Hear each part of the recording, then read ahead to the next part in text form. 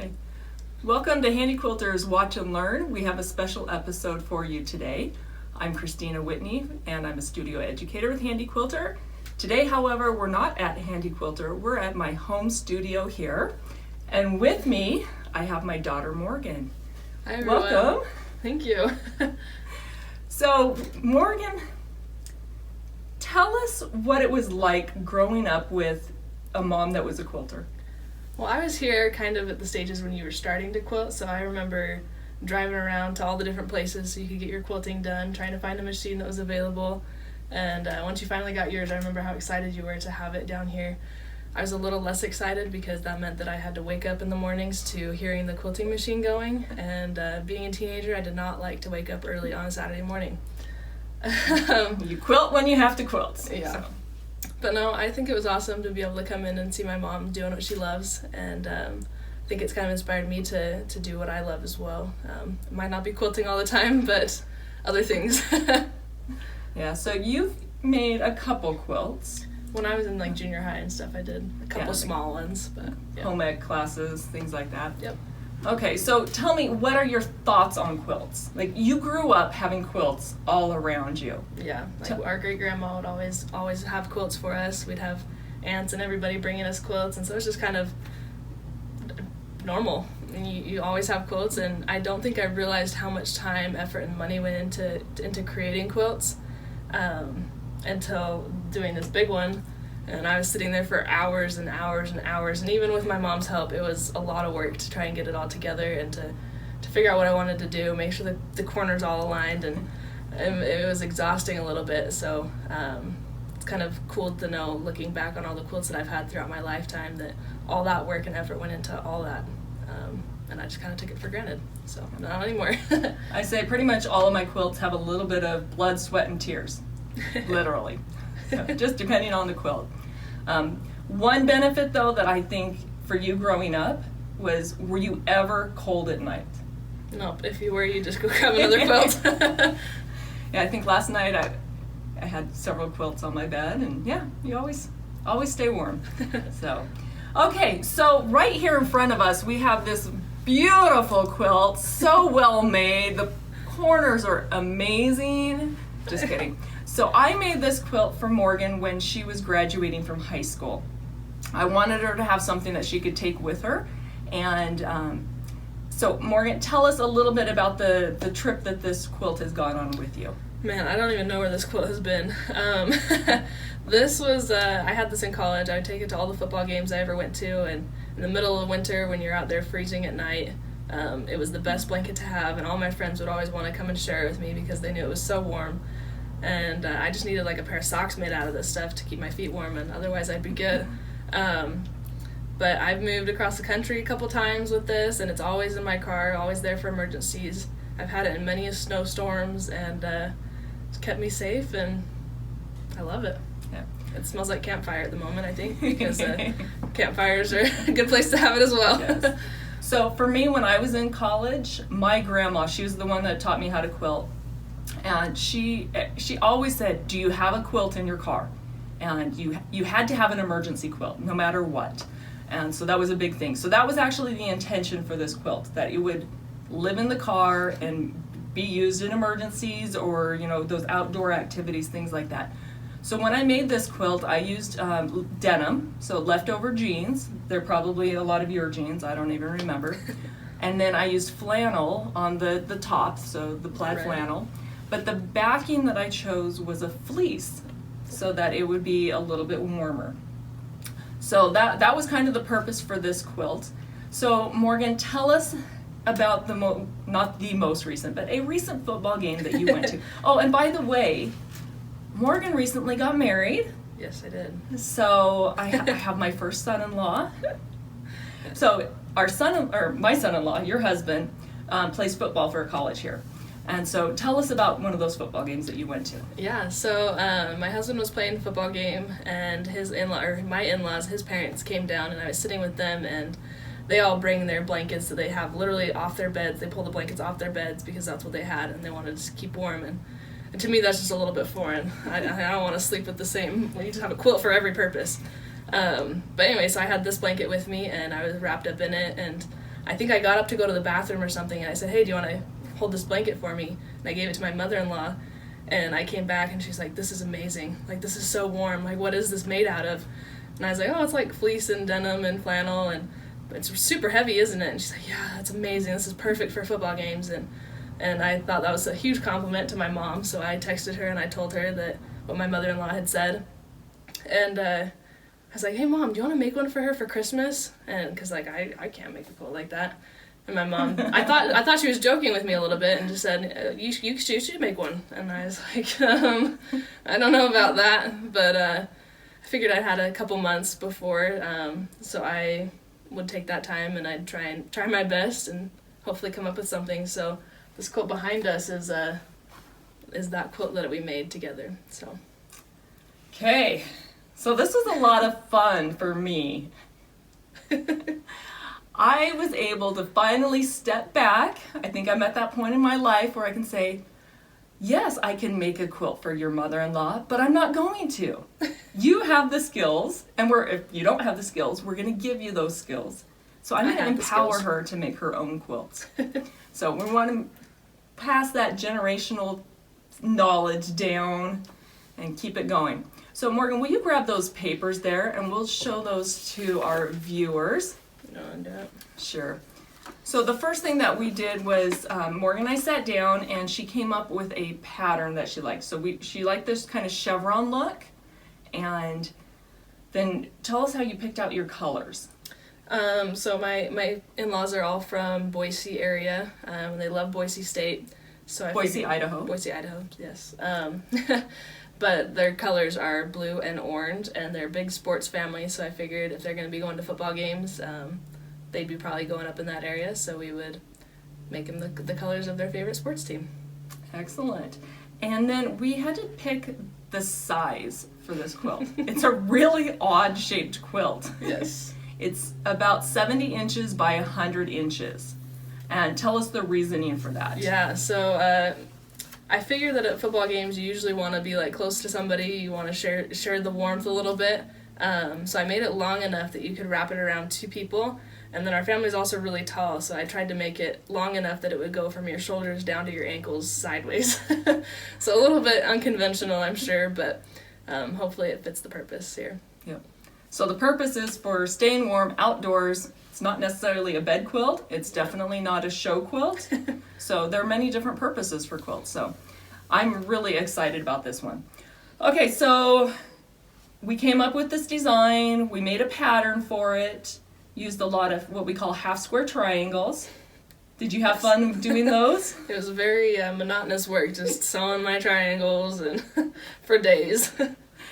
And remind me, do you remember how many half square triangles you cut for this quilt? It was like over 300 or something like that. So There were, yeah. Lots and lots. So, good starting spot. So you made all the half square triangles, and then you came over here, and we had a sewing day. Spent like 8 hours just sewing all the blocks together. The half squares were all cut out, and I think that it took us probably 8 hours to do, just putting everything together. So both of us, each of us on a machine, and just sewing away on the kitchen table. No dinner that night for anybody.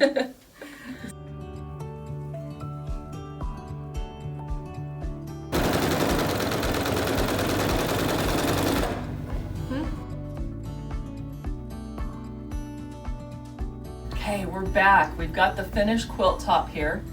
We have our backing fabric, which is down below here, and it is a fleece fabric that Morgan chose. Unfortunately, it wasn't big enough, so we pieced it. With that seam though, we had to make sure we loaded this fabric so that the seam was horizontal to the poles, so that we didn't get that buildup as we advanced the fabric. So we're gonna go the short way, and then long way going this way as we load it. So we've got our batting. Will you grab that batting for me, Morgan? So this is the batting we chose. Do you want to tell everybody why we chose this? That's what we had, and I didn't have to pay for it. So college students, they get what they get. So it's an 80-20 cotton poly, or excuse me, 80-20 cotton wool blend. And it's just, you know, one that I had on hand, so that's what we're gonna go with. So that's the batting. Thread. This is the fun part, choosing our thread. So Morgan said she wanted orange or blue, trying to make that decision. So I just pulled out some different threads. I'm gonna have her lay it out on the quilt top to help her kind of get an idea of what it's gonna look like, and then we'll be able to make that choice from there. So going into this, I kind of wanted blue, but it looks like orange will be a little bit more of a contrast, so it'll stand out a little bit more. You can see the quilting a little bit better. What did we put on the other quilt? It's actually right down next to you. So this is your graduation quilt, and I used a red thread, so it would show, let's tilt it up a little bit so they can see a little better. The red thread shows up in the denim a lot better than a blue would have. Yeah, and it doesn't look like the orange stands out too much to the point where it's just distracting from the quilt itself. So I think that might be what we do, is the orange. Go with the orange? Go with the orange. Okay, another thing that I did when I was picking out this thread is I made sure I picked out some nice sturdy threads. I didn't pick out any of my fine threads, my like 100 weight. I want this to be nice and sturdy because this is going to be used a lot and probably washed a lot. So you made your decision. Which one's the winner? Is there a difference between the two oranges here? They are different brands. This one has a little bit more sheen to it. It's a little shiny. Is that good or bad? It's your personal preference. Okay. Let's go ahead and do the shiny one. It feels better. You want the shiny. Okay, we're gonna go with the shiny. It's a Wonder Fill. It's a 40 weight tri-poly. So, okay, you want me to throw those out of the way here? And then I also picked out a pre-wound bobbin that we'll use in that same coordinating color. So will you just set that over on your blanket, right, your quilt right there? Here's a little tip for you, Morgan, because I do the same thing. I was told that these are not blankets. They are officially quilts. So people give me a hard time when I accidentally say blankets. So we apologize. We know the difference. We're good. Okay, I found the center point of your quilt. Thank you. And I found the center point of my leader here that's attached to my machine. And we're gonna load this top. I've already loaded the backing. So what we'll do is just pull that up so the edges are even. And then we're gonna grab those pins. And these pins are very sharp. They do not feel very good when you cut yourself with them, or poke yourself. I'll try not to this time. Okay. Or have you do it. So I'm going to take big, huge bites, starting from the center and working my way out. I'm going to pull this forward just a little bit so it'll lay flat on there. And you'll just continue. Like every block? I usually leave about a finger width space in between the pins. So that's too far. So you'd want one like right here. Okay. So maybe a little closer on the next one. Okay. Do you want some of these? Sure. Generally, we recommend only one person pinning because we pin at different rates and we sometimes stretch a little bit more than another person. But for time, we will both pin, and we'll probably even put this in fast forward.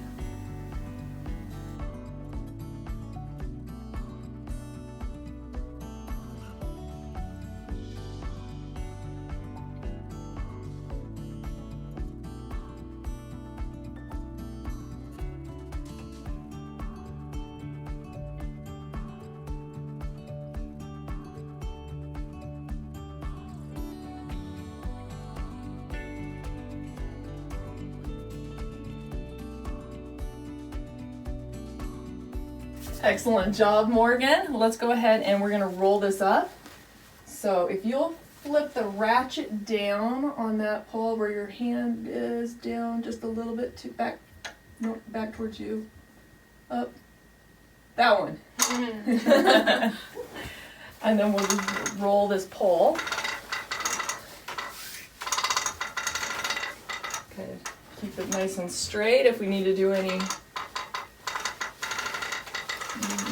wiggling as we go. Let's keep that straight there. So we're keeping it kind of lined up as we roll, so go ahead and keep rolling. Let that give it some slack there. Whee.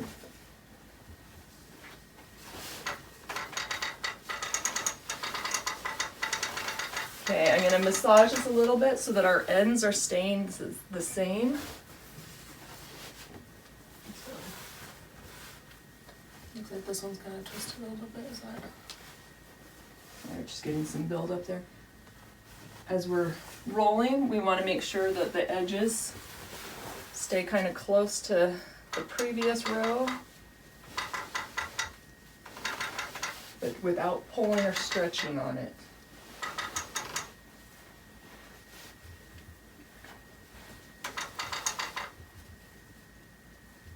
Okay.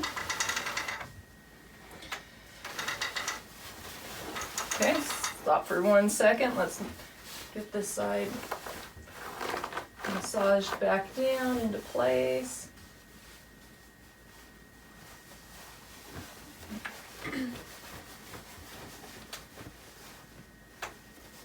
So we've got lots of seams right on top of each other, so we're going to need some build up in some areas. That will work out as we quilt it out. This side does not want to stay down here.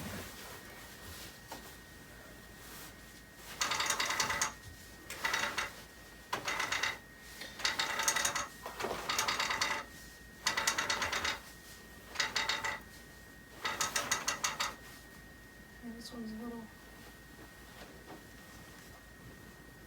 So twist this just a little bit, get it lined up.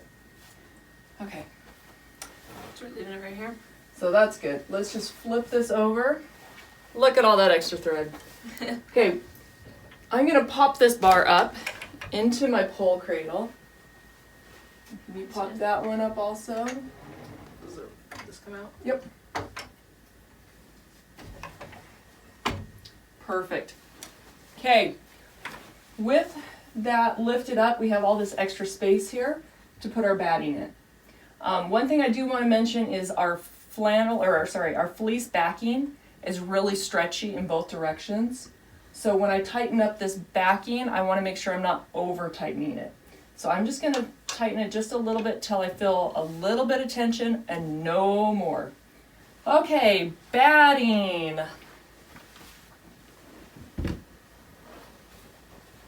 Okay, this batting is folded in half.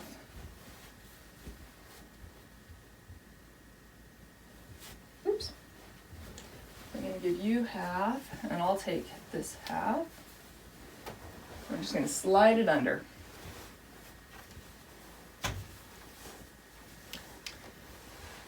And it's going to be a lot wider than the actual quilt top. So we'll just trim the extra off. Okay. Are you happy with that? Yep. Okay, let's go ahead and put the pole back down into its slots. And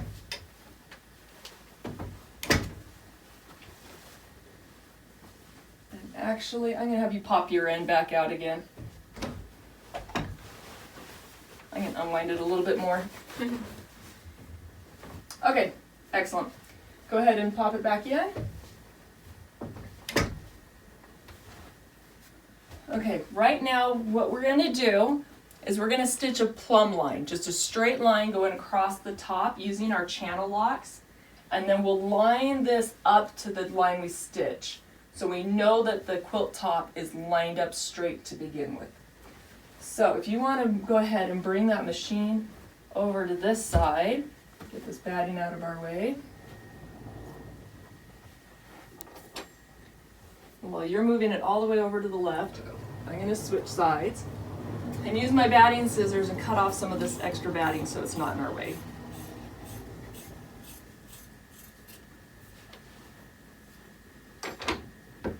Okay, We're going to use the channel locks that are on the Pro Stitcher. So we want to bring it down into the batting. On my screen, I've got a horizontal channel lock, so now the machine will only move left to right. It won't go back and forth. So to bring up our bobbin thread, I'm going to have you push, this is our needle down, needle up button. Push it one time to take it down, and then again to bring it up. Then we'll move the machine away and pull up our bobbin thread from the bottom. How cool is that? Pretty nice. Okay, I'm going to let you hold that. I'm going to turn a basting stitch on, and then this is your start and stop button. So you push it one time to make the machine go, one time to make it stop. Okay. So go ahead and push that, and you're going to move across the fabric. So I'm moving the whole thing? Yep. And you'll move the machine and it will stitch as you're moving. Is it fabric stretching a little bit? Yeah. Holding it in place? Or? You can use your hand to give it a little bit of pressure. Kind of smooth things out as you're going. Coming down a little bit.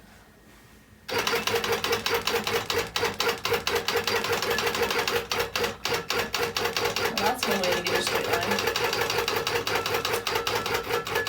As you can tell, I didn't cut the batting perfectly straight. So let's go ahead and pause here for a second, get this straightened out a little bit better.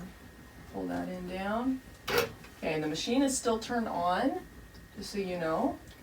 Another thing you can do is put a little pressure on this side as you're stitching along. So go ahead and keep moving, it's still turned on. That extra pressure right there helps keep things in position. Okay.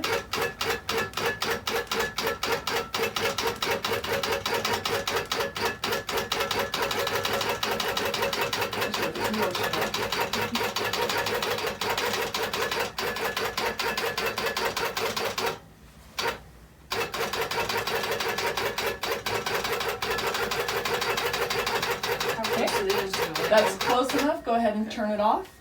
Perfect. Okay, let's bring up the bobbin thread.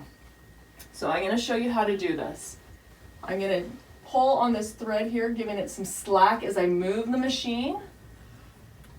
Then I'm going to grasp that thread there, loop it around my finger, move the machine back, needle down, needle up, move the machine away again, and now I've got both threads there. And I'll just snip those off. Okay.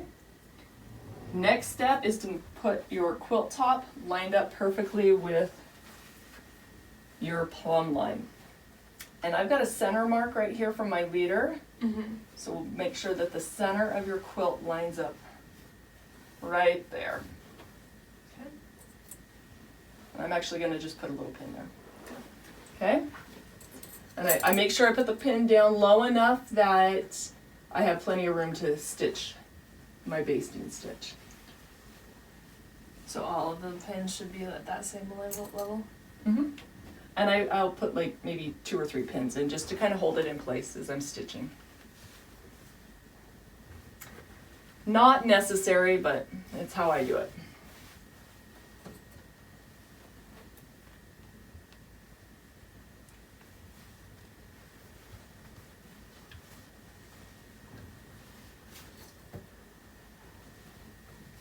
So I'm going to brag for just a moment.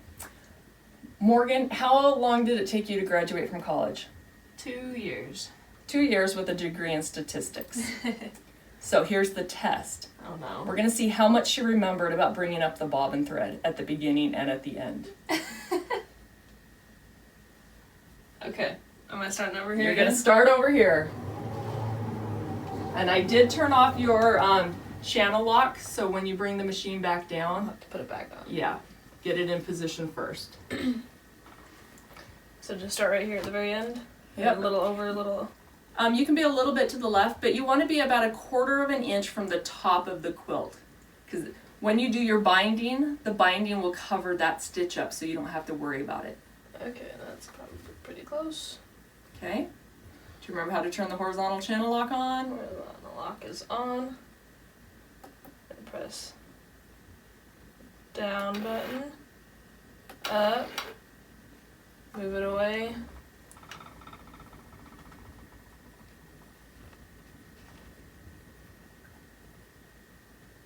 I got it. I didn't think I did, but there it is. Good job. Okay. Okay, you still have the basting stitch on, so I think you're good. Okay, so I can just go from there. Yeah. Press the start.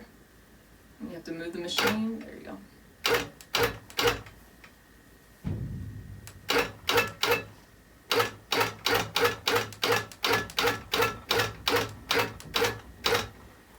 You didn't line that up very good.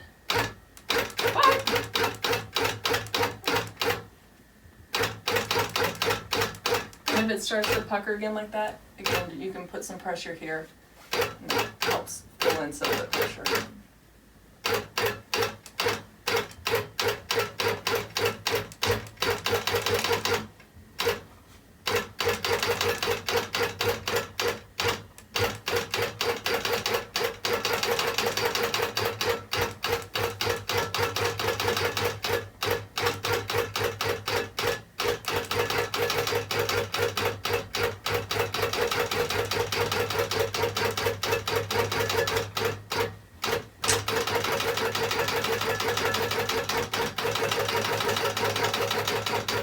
Okay, make sure you don't get going too fast, and remember the machine's still on, so don't get your fingers in there. There's like a little overlap there.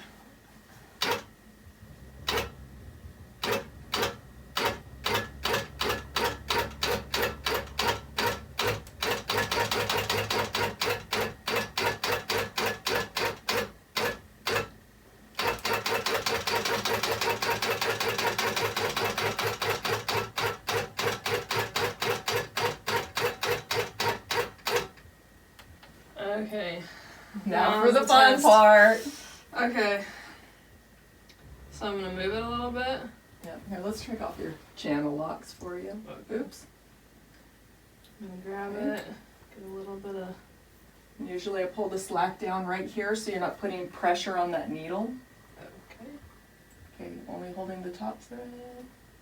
And then I come back to where I stopped. Yep. Needle down. Needle up.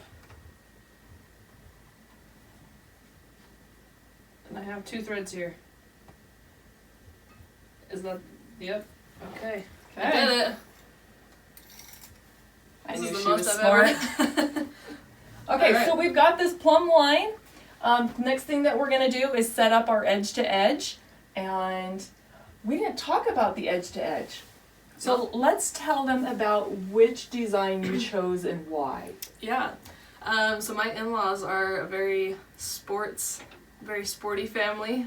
They've got 4 kids, and all of them have played sports of some kind. The big sports in their family have been volleyball, basketball, football, and track and field. So that's what I wanted. I wanted a pattern with those, some sort of the ball or the sport represented here somehow. So all 4 kids would be represented in this quilt for my mother-in-law. So it's very personalized, and it's a very specific design. Yes. Unfortunately, we couldn't find a design that had all 4 of those. Fortunately, though, Nancy Hackey from Wasatch Digital Designs had 2 different sports themes that one had a couple of them, one had the other couple. So I was able to get both of those designs and take it into Pro Stitcher Designer, which is a software program that you can manipulate and change designs or create your own designs.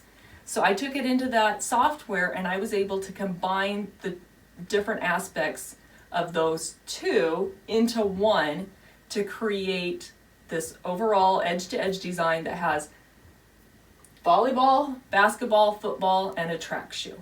So that's what we're going to be using to stitch out this edge-to-edge. So let's go ahead and we're going to take a quick break and then we'll come back and set up the edge-to-edge and get the Pro Stitcher working for us. We've done the basting down both of the sides in our throat space. We've added our clamps, and I think we've got everything smoothed out and ready. So we're going to scoot in here, and I'm going to have Morgan push some buttons on here. So the first thing we want to do is bring in the design that we created. It's on a USB that I've already plugged in. So Morgan, you've got on the top, you've got your tabs. Below that are your ribbons. and then the right side hand sidebar. So it's 1, 2, 3. So first step, we did files already selected, it's green. Okay. Then design, and you get a little pop down. Let's click on open. You'll notice that we have a C drive and a D drive. The D drive is our USB and it's already selected, so that's got all of the designs that I've got listed on my designs or on my USB. So can you scroll down until you find the one that's for Maxfield and hit open? So that's the design that you created, or I created for you. I had the design input. Yes. You came up with the idea, I did the work. Okay, now we want to check the size on this and probably adjust the size. We're working on the Forte machine that has a 24-inch throat space, which means it stitches out about 18 inches. However, with this fleece backing and the denim top and the wool batting, there's a lot of stuff that's going to be built up, plus it's 100 inches long. So we're going to have to shrink the design a little bit so that by the end of the quilt, when we've got a lot of this build up on this back bar here, we'll still be able to fit that design in there. So will you go to the Modify tab and then go to Resize in the ribbon. On the right hand sidebar, will you click on the lock button?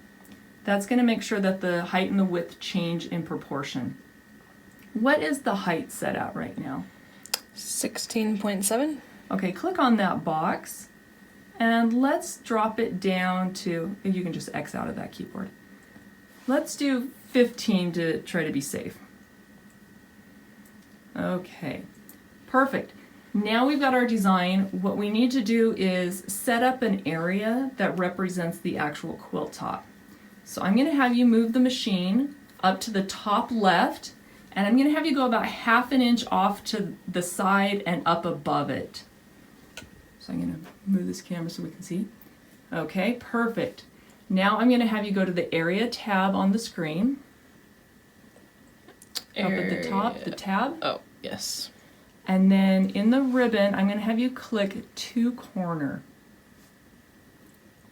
And then the ribbon to corner. Perfect. Now I'm going to have you move the machine all the way down to the bottom right. And again, about 1/2 inch off the... So over here? Yep.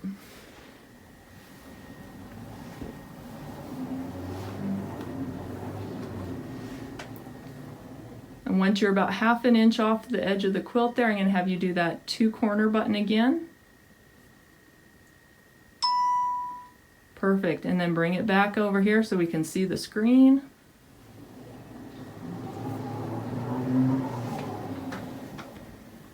Okay, so we've got this lovely pink box. That box represents our quilt top. What does it say the width is for the pink box? 72.28 inches. Okay, and the height? 17.53. Okay, your quilt is not 17 inches. So let's go ahead and bring the machine forward just a little bit. Okay, perfect. Right here? Yep. We need to actually manually put in the height of the quilt. So if you click on that height button and then X out that keyboard again, let's add a little bit of extra height to this. You can just type over it. You don't have to. Oh. Yeah. Let's put in 102. Oh. Okay. Enter. And then enter. And then on the bottom of the screen, there's a little house. It's our refresh button. The very bottom one, yep, click on that. That is your entire quilt top. Okay. So we want to get that designed to fit into and cover that full area. So let's go to the Repeat tab. And then on the right-hand sidebar, there's a button that says Fill down towards the bottom. So that will put as many repeats in as it can without going outside of the pink box. We want to actually fill that whole entire pink box. So for the, let's go to the horizontal and hit the stretch button. And we're gonna watch the design stretch all the way to fill down. Oh. Down, right there. Oh, okay. Yep. So it stretched it horizontally. Okay. Okay? We don't want to stretch it vertically or it's going to make that design too tall to fit when we get to the bottom of the quilt. So what we're going to do is go to the vertical tab or the vertical selection there, and let's add one more repeat. Can I just tell you how easy this is working with somebody that knows computers and is young and knows what to do? Okay, perfect. So it's a little bit outside of our area. That's fine. We can crop it off if we want. Or what I'm going to do is I'm not worried about there being extra stuff down at the bottom because we'll crop off the bottom when we get there anyway because we're not exactly sure how exact it's going to be. So what I want you to do is go to the Modify tab up at the top and then go to Align. And we're going to align it to the top vertically. So on the right-hand sidebar, there we go. Perfect. Do you like how that is set up? Yeah. Okay. Another option, if you wanted, was we could use the wrap feature and offset each row a little bit, or we can leave it as is. Could we shrink it a little bit if we wanted to shrink the height Of each row? Yeah. So instead of having it be 15 inches that we set it up at? Mm-hmm. Yes, you can do that. Okay. I don't necessarily think we need to, but Okay. just an idea. I was like, that's going to be a lot more stitching.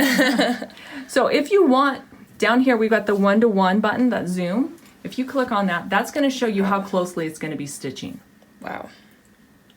So it's going to be a good size. Okay. Yeah. Okay, if you hit the refresh button, perfect. Okay, we're happy with that. Let's go ahead and on the left hand quick access bars, we're going to hit the baseline. And while you're there, let's go ahead and turn off the basting stitch. Perfect. And anytime we do an edge to edge, we want to save this in case there's any kind of an issue. We'll be able to bring it back and not have to recreate the whole thing. Okay. So let's go to the File tab. Go to Save. And let's save the workspace. So the workspace is the design and the area both together. Let's click on where it says workspace. This one? Right that there. one. Yep. And then you can call it whatever you want, and you can hit the clear button if you want to get rid of it. Let's see what name she comes up with. I'm not naming it what you named it. Maxfield. Yes. Perfect. Okay. So at this point, we're ready to start stitching. You ready for this? I am ready. Okay. Go ahead and let's move. Sorry, we're not going to go up to the top left because our start point is down here. The design starts down a little bit. You don't have to have the machine right on that start point. I like to just have it kind of in that general vicinity though. So go ahead and take a hold of your thread. And we're going to go to the Pro Stitcher tab. The quilt button is already selected. So you're going to hit that run button down in the bottom left. Bottom left run. Yep. And I'm going to have you hold your thread. Do I need to get the bobbin first? Oh, just you wait and see. Okay, when you hit the proceed button, let me just check all my settings. I'm going to change my stitches per inch here real quick. So go ahead and hit cancel. Up in the top right, there's the settings cogwheel. Oh, wrong one. Oh, this one. Yep. Okay. Along the ribbon, let's click on stitches per inch. And let's drop that down to 11 on the right-hand sidebar. Okay, good. Now we're going to go back again. Pro Stitcher tab. Quilt is already selected. We're going to hit run. And now I think I am happy with the settings that I have.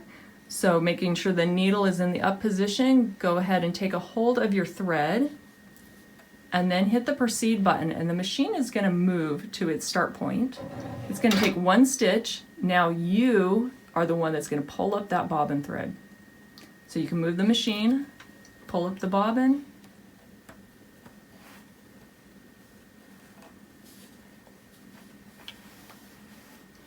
Okay. And then when you're ready, you just hit resume. The machine will move back to where it needs to go. It's going to do little tie-off stitches, and then it's going to take off stitching.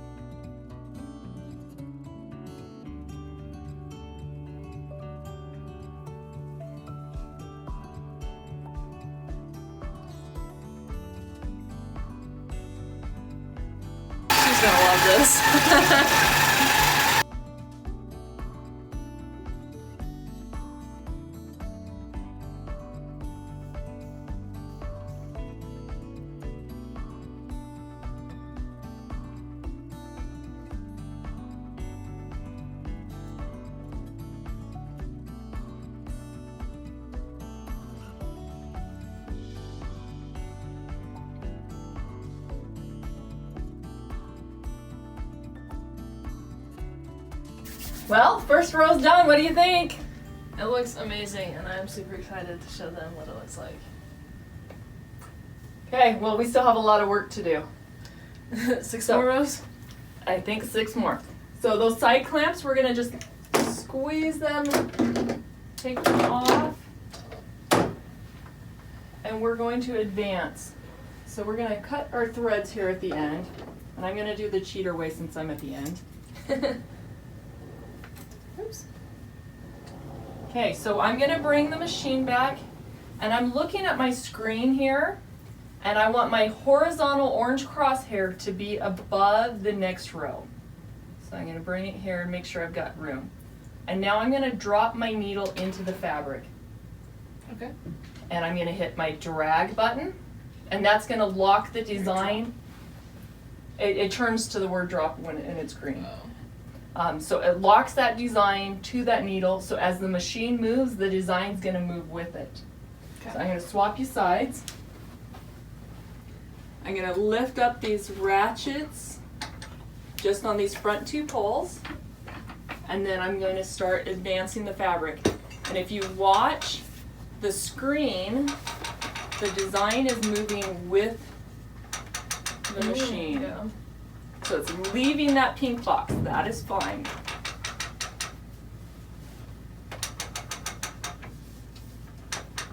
Okay, so now I'm going to put down the bottom ratchet, and I'm going to lift up this top pole into the pole cradle. Will you grab that end for me? Without any pressure on it now, I'm going to tighten up this backing, and then I like to fluff the batting. Make sure it's nice and smooth in there. I'll cut off some of this extra. So that looks good. So we can drop this front pole back down. And put my ratchets on, tighten up the top. Smoothing everything out. Once I'm happy, I'm going to put side clamps back on, making sure I'm not stretching that backing fabric. So they only go on the backing and the batting, right? Correct. They don't go on the top, the quilt top. Gotcha. Does everything look nice and straight and smooth for you? Yep. Okay, so we're happy with the positioning right now. And I'm going to hit the drop button. When I hit drop, the design is now independent of the machine. I'll lift up my needle, and then I'm going to have you baste both of the sides. And when we get to that point, we'll hit the resume button and it will start stitching the next row.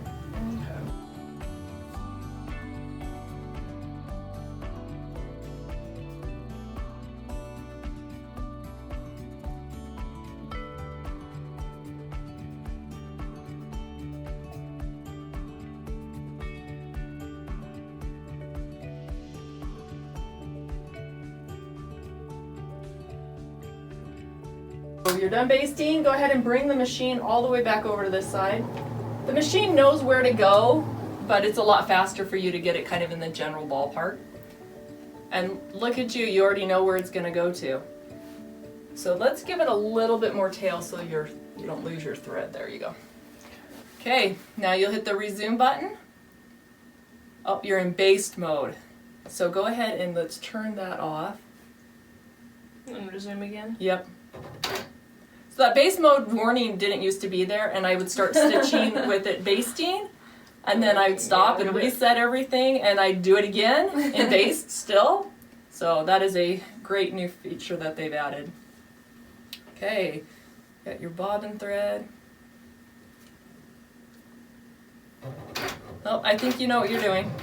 Yeah, I can take over the business. Okay.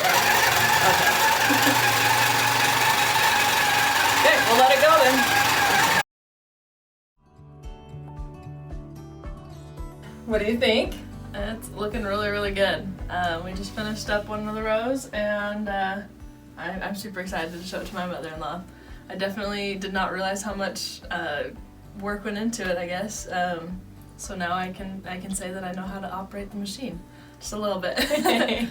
So you've learned lots. Yes. You've gone through all of these different steps. The next step is going to be binding it and putting a label on. So I'm excited to see how you end up finishing it off, and hopefully we'll get some pictures that we can add on to this video and maybe even a reveal. Yes. So thanks for joining me today. Yeah, It's been kind of fun. So something a little bit different for our viewers. And thank you to all of our viewers for watching. Make sure you subscribe and like all of our videos, and have fun quilting. Are you kidding me? Pull it out. What? Oh my gosh! No way! Oh, wow. oh, that's cool. In your big box. That's what was in the huge I made that. Yeah. What? That's sick. That's insane. Look at the stitching. Do you see the quilting on it? Uh-huh. Oh my word! What? Oh, it's got Fold it over so you can see the back. all my kids' sports. will be back, okay? Oh, it's got like volleyballs and footballs, basketballs everywhere. And since that is also You got volleyball, of that map. track, football. Is that a map? track. There's track shoes in there. That's a map. Oh my That's some high quality quilting. That is incredible. We won't tell you how many hours and hours Morgan spent on that Can you quilt. imagine? And I made it especially long, so it's gonna be tall enough to cover your head to your feet, and you can have two people sitting next to each other at football games. That's incredible. I